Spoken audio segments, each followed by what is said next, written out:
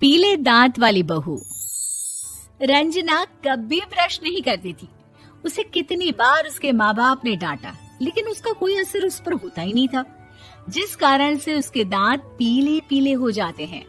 शादी के बाद अरे बहू, वैसे तो तुझ में कोई कमी नहीं है, पर तेरे दांत इतने पीले कैसे हैं बेटा?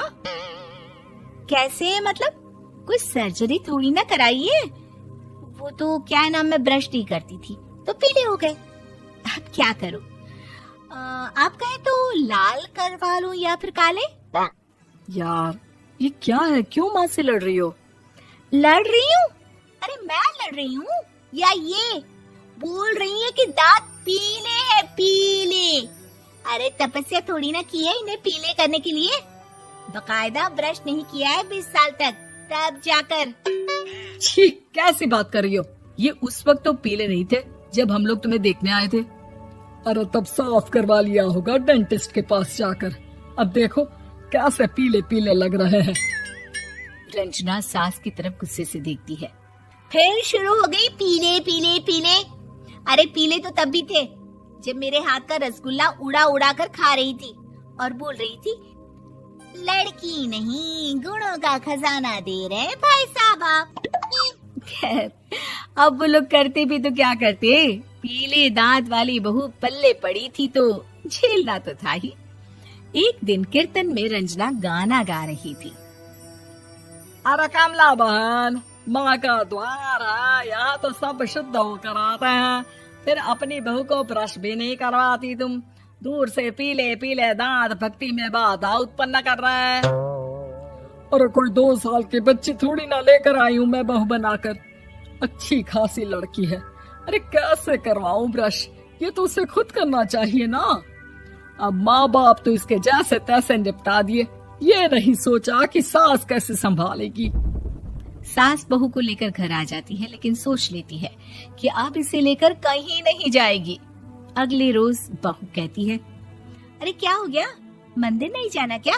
कीर्तन का वक्त हो रहा है। मेरी मधुर वाणी से कान्हा जी जागते हैं और सोते हैं। आप तो जानती है ना उनकी भक्ति में कितना मन लगता है मेरा। वो क्या है ना, तबीयत ठीक नहीं लग रही है मेरी, आराम करूंगी मैं। तबीयत ठीक नहीं लग रही? अभी तो मिथुन के गाने पर नाच रही थी आप, और अब बोल रही है कि तबीयत ठीक नहीं लग रही। अरे भक्ति में मन लगा लो सासू माँ, ऊपर जाना है, क्या मुंह दिखाओगी आप? हाँ? सास को बहू की बात पर गुस्सा आ जाता है। मैं क्या मुंह दिखाऊंगी, इसकी चिंता तो ना कर, समझी? अपने मुंह की चिंता कर, जो ये पीले पीले दांत लेकर हर जगह पहुंच जाती है। पता है लोग कितना मजाक बनाते हैं। ना जी ना, मैं नहीं जाना कहीं तेरे साथ। तो ये बात है, कोई ना, मत जाओ, मैं अपने कमरे में ही बैठकर भक्ति कर लूंगी। ऊपर वाला दांत थोड़ी ना देखता है, मन देखता है, भावना देखता है। और अरे बस बस, तू सब कुछ दिखा, बस ये सफेद चमकदार दांत ना दिखाना किसी को, है? जा यहाँ से। बहू को सास की बात का कोई फर्क नहीं पड़ता, वो तो जैसी थी वैसी ही रह जाती है। सुबह नहाकर किचन में खाना बनाना, फिर खाना खाना, कीर्तन भजन करना और सो जाना। एक दिन, माँ जी मैं सहेली के घर जा रही हूँ, शाम को लेट आऊंगी।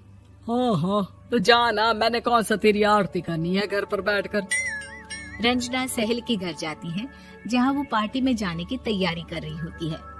अरे शिखा, कहाँ जाने की तैयारी कर रही है? मैं गलत वक्त पर आ गई क्या? अरे नहीं यार, उल्टा सही वक्त पर आ गया।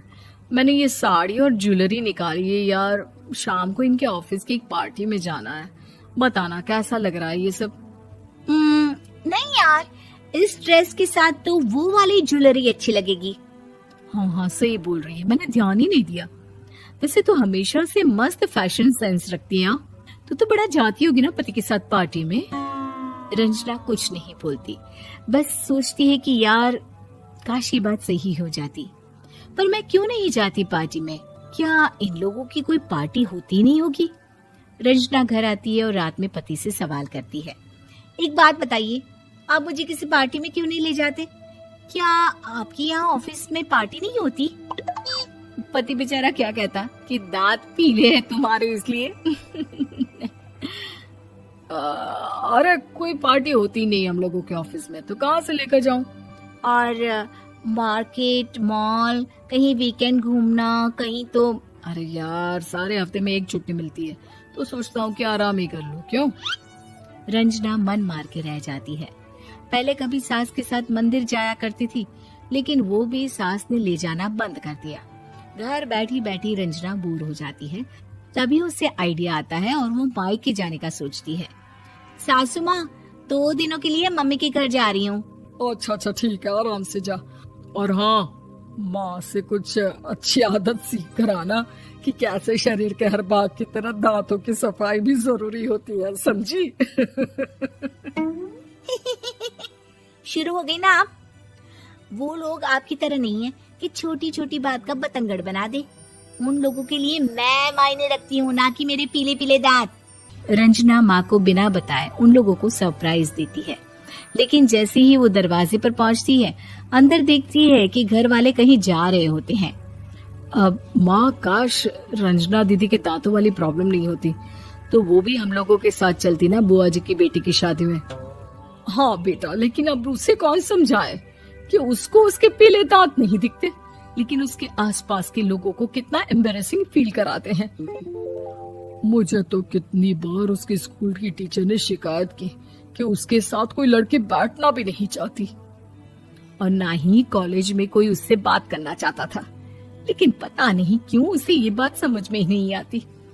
कोई कमी नहीं है उस लड़की में, बस यही कि दांत पीले हैं। वो तो भला हो जीजा जी और उनकी माँ का, जो दीदी को जैसी है वैसे ही रखा हुआ है।